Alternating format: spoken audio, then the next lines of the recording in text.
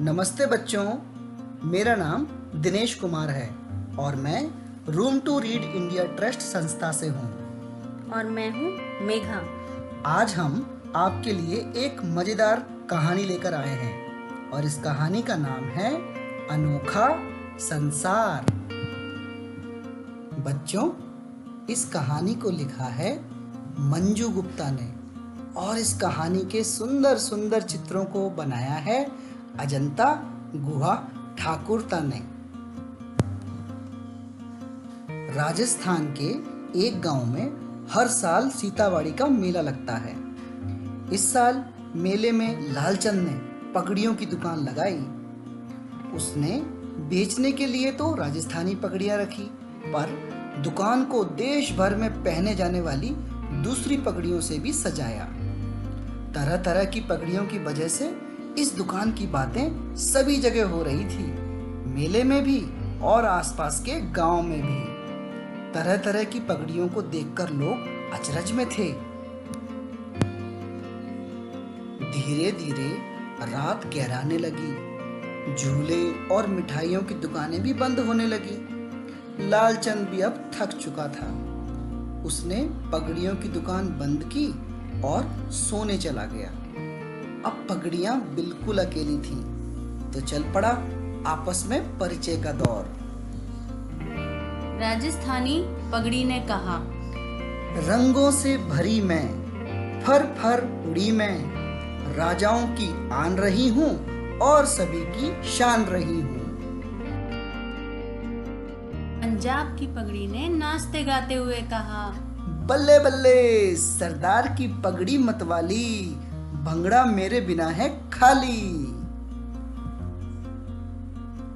अब सबसे अलग दिख रही सुंदर सजीली पगड़ी की बारी थी।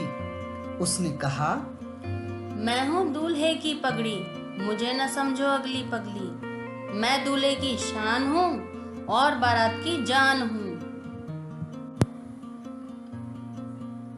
9 हाथ मेरी लंबाई, खेतीहरों की शान बढ़ाई। पहने मुझे देश भर के किसान, बढ़ा देती हूँ सबकी शान। सभी पगड़ियाँ उसकी लंबाई देखकर आंखें फाड़ फाड़ कर उसे देखती रह गईं।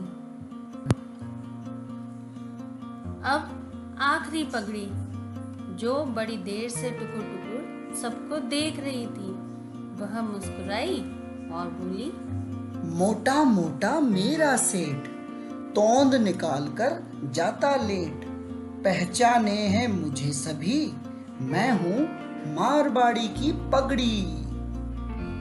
आधी रात बीत चुकी थी, पर पगड़ियां अभी भी अपनी बातों में इतनी मस्त थीं कि उन्हें समय बीतने का आभास ही नहीं हो रहा था। पूरा मेला सो चुका था, पर पगड़ियों की दुकान से बतियाने की आवाजें अभी भी आ रही थी। सुबह हो गई। लालचंद सोकर उठा और दुकान का पर्दा हटा दिया। धीरे धीरे बच्चों की भीड़ दुकान के सामने इकट्ठी हो गई। लालचंद, पगड़ियां और बच्चे सभी बहुत खुश थे। तो बच्चों, कैसी लगी ये कहानी? अच्छी लगी ना? चलो अब इस कहानी पर थोड़ी बातचीत करते हैं।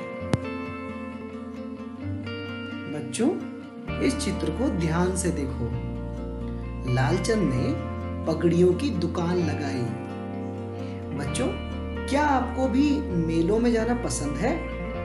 अगर हाँ, तो बताओ आपको मेलों में कौन कौन सी दुकानों पर जाना सबसे ज्यादा अच्छा लगता है? बच्चों, यह चित्र तो आपको याद ही होगा। किसान की पगड़ी की बात सुन के सभी पगड़ियां उसकी लंबाई देखकर आंखें फाड़ फाड़ कर उसे देखती रह गई। बच्चों, आपको क्या लगता है, सभी पगड़ियां अपने मन में उस समय क्या क्या सोच रही होंगी? जरा बताओ। बहुत बढ़िया बच्चों, आशा है आपको इस कहानी में बहुत मजा आया होगा। ऐसे ही खूब पढ़ना। हम ऐसी ही एक और मज़ेदार कहानी के साथ आपसे फिर मिलेंगे। तब तक के लिए नमस्ते।